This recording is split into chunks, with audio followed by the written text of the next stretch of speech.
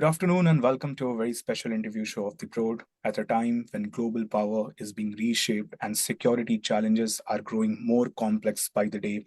India finds itself at a defining strategic crossroad.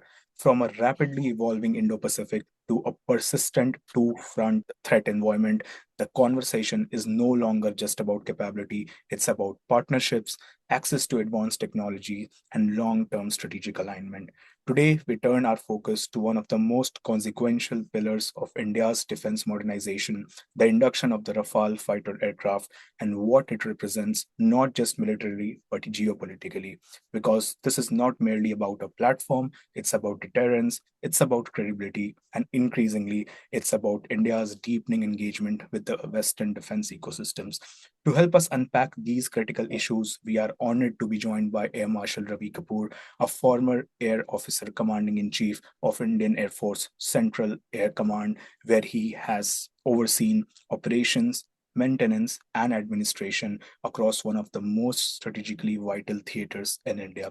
He has also served as the Deputy Commander in Chief of Strategic Forces Command and as Assistant Chief of the Air Staff for Intelligence and Space, contributing significantly to India's evolving capabilities in cyber, space, and electronic warfare. Marshall, it's a privilege to have you here on the show, sir. Thank you so much for your time.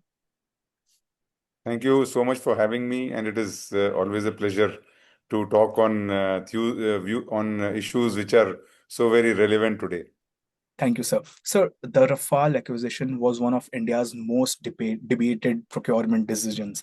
In your assessment, has the induction actually delivered the operational edge that the Indian Air Force was seeking? How do you view it from a macro perspective? So, Indian Air Force last reached its maximum number of squadrons, that is around 40 squadrons, in 80s. And from then on, the number of squadrons have been reducing primarily because we've been phasing out aircraft as they became obsolete and obsolescence set in, and they were no more relevant to the air operations or the capability that was required at that point in time. And so a constant process was initiated by the Air Force right from beginning of 2000, when we wanted to have more Mirage 2000s, and then we shifted to what we call the MMRCA, multi-role medium combat aircraft. And from there, a very intensive, very thorough, and a very detailed methodical process was initiated to select the MMRCA, which was we were supposed to buy 126 of those. And that process carried on for few years. And at the end of it, the two aircraft which came out on top were the Rafale and the Eurofighter, both Western aircraft and from Europe. But at the end of the process, which is by under the Ministry of Defense, Rafale was chosen as the most preferred option for the Indian Air Force. However, a lot of other things happened because of which it got delayed. I will not go into those details, but finally we were able to, on a government-to-government deal, buy 36 Rafales instead of 126. Though this number was very small, but I think it provided Indian Air Force the capability, the understanding of how a capability could be used in the evolutionary process of air warfare, and the technology that it carried with itself. And so it came in at a very crucial time. It came in when Eastern Ladakh had happened, and there was a standoff with China. And we had just about finished Balakot, and in Balakot we actually felt the need of a modern fighter which had weapons which are long range, to say scalp, like or hammer, which the Rafale has, electronic warfare capability which is provided by Spectra, and the long range, beyond visual range air-to-air missile, which is Meteor. And so I think that capability was felt, shortfall was felt. And when we got Rafale, we realized this, this capability was there. And suddenly, we realized that there was a quantum improvement in the way we could fight our adversaries on both fronts. So when we saw this performance, we measure everything. As they say, the proof of the pudding is in eating it. And so the Rafale performed brilliantly during Op Sindoor, as you know. It neutralized so many targets very, very deep inside Pakistan. It did fantastic work on electronic warfare. And what it provides through its offsets also is a capability building platform for the domestic defense industry. Now, when we come to the next step, the next step is the government has already cleared acquisition of 114 Rafales.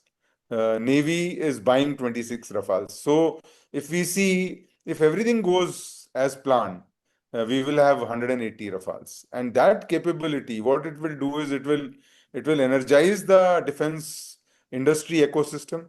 It will create, if everything goes fine, if France agrees and there is a mutual agreement for India-specific enhancement, further, it will bring in F4R and F5 subsequently, the models which we don't have at this point in time. And so that will give, in a mix that the Indian Air Force wants, the 4.75 generation capability. So any Air Force is built around a very high-end capability, moderate end capability, and some legacy platforms. And then at this point in time, if Rafale comes and it continues to come, it will provide us the high-end capability till we get AMCA, which is the fifth generation aircraft. And so with the kind of improvements, today's wars, if we see the Israel-Iran war, US-Israel-Iran, or if we see Ukraine-Russia war, the most important things are, how many roles the aircraft can perform, how many missions can it undertake, what are the capabilities. And today we are talking about synergizing multi-domain capability. That means it should be able to do cyber, it should be able to do space, that means it should be able to do electronic warfare and space, it should be in a net-centric environment. And I think Rafale offers that capability to India for the future. Yeah, so India currently faces a very active true front threat environment. So, how does the Rafale change the deterrence game against Pakistan and China? And are the two theaters asking different things of the platform on both the sides? So, India has fought one war with China, some standoffs with China. We have fought 4 wars with Pakistan, full-fledged wars. In addition, there has been Op Parakram, where there was a standoff. There has been, Op Uri strikes. Then there have been Balakot and now Op Sindoor. And so I think we have two very active borders, and we have two neighbors who are nuclear armed. And so I think we need high-end capability for both of them. You also would know that China, Pakistan has almost 80 to 82% of its equipment, military equipment, is coming from China. So there is high-end interoperability between China and Pakistan. We saw a certain amount of collusivity during Op Sindoor. And so, as far as I'm concerned, I do not see these two as two separate entities. I see them as extension of each other. Secondly, if you see the kind of terrain, the kind of capabilities both have, China obviously is much higher on the ladder. Pakistan is much lower on the ladder. But the commonality of platforms, commonality of weapon systems, commonality of UAVs, commonality of kind of networks. Today's wars are not platform centric. They have become network centric. They have become more cognitive. And so it does not matter which platform do you have. What matters is how does that platform fit into the overall ecosystem or the network that you have, and how this platform can talk to the other platforms and systems and everything. It must be able to be seamlessly talking to everybody. And so that is where it does not matter whether we are looking at Pakistan or whether we are looking at China. The Rafale, with its sensor fusion, with its better EW capability, long range weapons, ability to be network centric, is very, very important on both. Most importantly, it is a omni role platform. That means while performing air defense function, it is also doing electronic warfare. While doing electronic warfare, it can also do ground attack role, so strike role, and so it can do many roles, and it can very, very quickly shift with the air-to-air refueling from either theaters, from one side to the other side, and with the kind of proximity that we have of borders on the north between the two, it can really be, effective against both. So it does not actually matter whether Rafale is more fit for left or right, but I think that it is the overall capability which is more important, and its ability to seamlessly sync with all other systems and platforms that we have, and an ability to be effective in multi-domain operations. Yeah. So you talked about technology. So France has consistently offered India terms on technology transfer and co-production that very few other countries have matched. So in terms of that, what makes that work? And can it be a model for India's broader engagement with France, Europe, and West in general? So, see, finally, everything, whatever are the engagements, military engagements, they are primarily under the umbrella of the national engagement, diplomatic engagement, leadership engagement. Um, Also, the coherence and coordination or synchronization of the thought processes or the leadership objectives. And in this space, I think India and France, primarily because of their independence of decision making in the world, have stood out. It is not because France is in Europe. If France was not in Europe and France had the same thought process, India and France would have still got together and would have still worked. And that was the reason. And this friendship, partnership is not something which is new. It goes back in histories. In 1953, we bought Tufani or Oregon jets from France, and from then we bought Mistias, and then we bought the Jaguar, which is a partnership between France and UK. Then we bought Mirages, and then we have come to Rafale. And with every procurement and with every government leadership which was in power, it has been a bipartisan support to this relationship.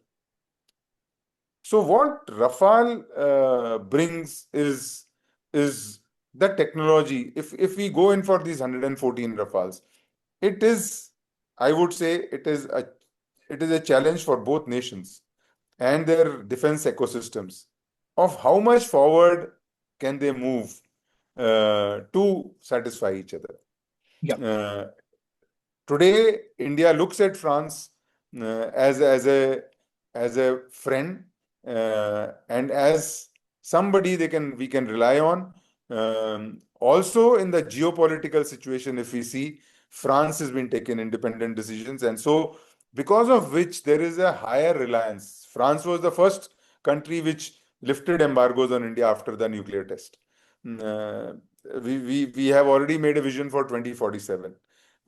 We have defense cooperation at all level. We do exercises together, whether it is Garuda between air forces and other exercises between navies and the armies of both nations. And so, what it does is that it provides a kind of a reassurance on both sides, which perhaps other nations may not be able to give at that point in time. So Yeah. this is the difference between France and other nations. While India has great relations with the West, complete Europe, in fact, and US also. And there has been diversification of our military hardware, which was earlier mostly from Russia. But now the percentage of US, France, Israel is way higher than what we are importing from Russia. But what is more important is that it must fit into our future trajectory. Yeah, for sure. And our future trajectory is Make in India or Atmanirbhar Bharat. And for that, it is very, very important that the model that we have, to replicate it with other nations, there has to be a kind of surety, assurance, and the ability to transfer technology to the depth that India wants. Because India is no more, something, a country in the Indian Ocean region. Today, India has its presence not only in Indian Ocean region, in Indo-Pacific, where France and India have common interests. And so these are the areas, once we expand, we look at everybody as somebody to contribute to the peace and stability of the world. And Yeah, so I think India has already invested in the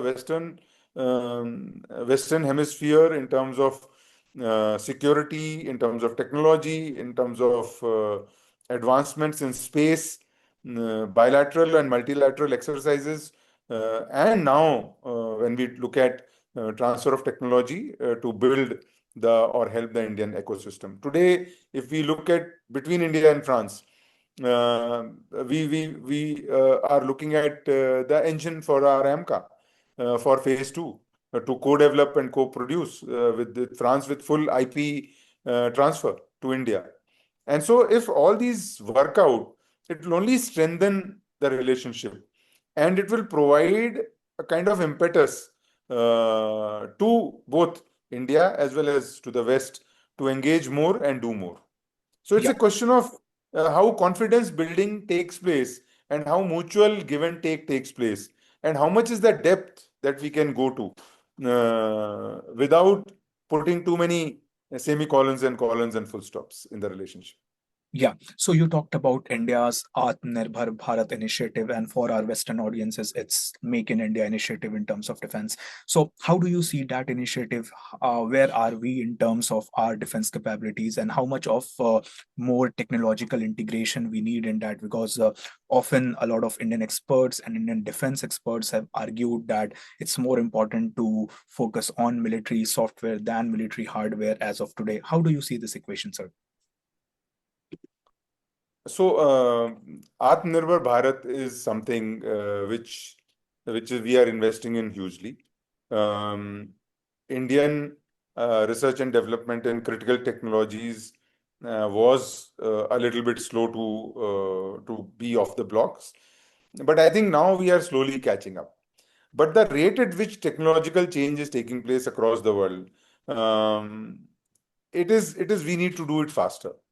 And so this is the window of opportunities where there is kind of meeting ground between France, India, and Western India and the growing stature of India also allows a little bit transfer of technologies to help India bridge this gap that is there. Everybody understands that India is the only country in Asia which can stand up to China. And so the kind of uh, growth that is required can only be helped by through collaboration. So India looks at collaborative approach and not a kind of a buyer-seller approach. So this collaborative approach will be in terms of what India can provide the West and what West can give India. So it's a two-way street where Indian capabilities, Indian ecosystem, defense ecosystem, which is growing at a very, very rapid rate. We are exporting a lot of weapons and systems to across the world. And our growth rate is now surpassing most of the countries. While we remain second largest importer, that's a different issue. So in higher end technologies is where we need collaboration. And that collaboration uh, would help not only us, but also the West, in my opinion. How will it help West is uh, like if you see Rafale, the number of Rafale orders are increasing. So if the number of Rafale orders are increasing, you need supply chains, you need components for Rafale. And so the kind of medium, small and micro enterprise that India has developed over the last 5 to 7 years allows you to tap into this huge resource, which is very, very inexpensive. Makes the product very competitive. It strengthens the supply chains. And what it does is it enhances a confidence between the two nations. And now there's a proper give and take. Yeah. And so what it does is it will slowly we've seen now in the modern world, we have seen how difficult it is. Two examples I'll give you. The war in Ukraine and Russia slowed down our Russia from sending the two S-400 units which were pending for a long time. Similarly, the complex supply chains created a very slow delivery of G404 engines for the LCA. So these supply chains, if they are robust, they are integrated, well integrated, then it will do is it will ensure that we are on the same page, and then the confidence will improve, and this is where the West can help Atmanirbharta, and India can help the West uh, go ahead. And the moment we are closer to each other in technology alignment, you will find that tomorrow the Rafale could fly with a Astra 2 or Astra 3 in any country. And so this is the kind of spin-offs that will come if we have this transfer of technology and a mutual sharing of technology without any embargoes. Yeah, so India and West faces a common security challenge in the Indo-Pacific from China's growing influence. How do you see this equation, and how do you see India's role in the Indo-Pacific in general in countering China's growing ambitions? See, India has a long border with China, and it is not a mutually acceptable border. There are disagreements on the border alignment, and so there is always a chance of a standoff or a conflict, which is always, I mean, generally kept through good diplomacy and good communication. But the way China is growing, the rate at which its military is growing, it is already the largest navy in the world. Already got three aircraft carriers. It's wanting to have six aircraft carriers. It has got two in-service fifth generation fighters, the J-20 and the J-35A, and J-35, which is the naval version. It is already looking at the next generation fighter aircraft, the two aircraft, the J-36 and the J-50. It is galloping in space. It is high on artificial intelligence, quantum computing, and all these enabling technologies which are there. And so, with the kind of aggressive approach and its 2047 deadline to be the number one military in the world, there are always a chance. So Indo-Pacific is a very, very complex region where India will become involved, primarily because India has the capability, the military capability and the diplomatic capability to be consequential in this area. Yeah. And so I think these partnerships are extremely important going forward to ensure that India and others, and this interoperability, it calls for what we call interoperability. If tomorrow we have to work together, our systems must talk to each other. They must be interoperable. And so that is where, if we share technologies, if we do collaboration in the defense ecosystem, only then can we be interoperable. Otherwise, we will not be interoperable, truly interoperable. And if we are not truly interoperable in a multi-domain operations, we will not be effective. Yeah. Air Marshal, thank you so much, sir, for sharing such valuable and insightful perspective with us today. What becomes clear from this conversation is that India's defense modernization is no longer just about acquiring platforms, but also about shaping partnerships that enhances capabilities, resilience, and strategic depth. Thank you to our viewers for joining us on the Prode, and we'll see you in the next episode. Thank you, sir. Thank you.